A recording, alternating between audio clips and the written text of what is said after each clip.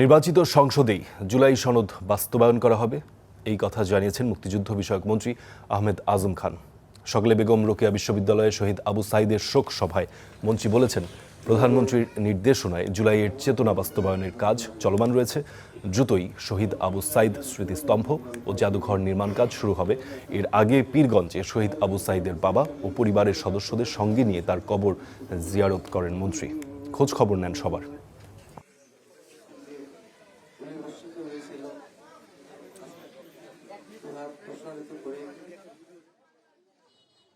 এই নির্বাচিত সংসদের মধ্য দিয়ে আমরা আবু সাইদ ওয়াসিম আকরামের স্বপ্নকে বাস্তবায়ন করব, জুলাই সনদকে বাস্তবায়ন করব। আপনি যে কথাটা বললেন, এই রংপুর বঞ্চিত রংপুরকে আমরা আলোকিত করব। আলোকিত রংপুরের সাথে সাথে সারা বাংলাদেশকে আমরা উন্নয়নে আলোকিত করব।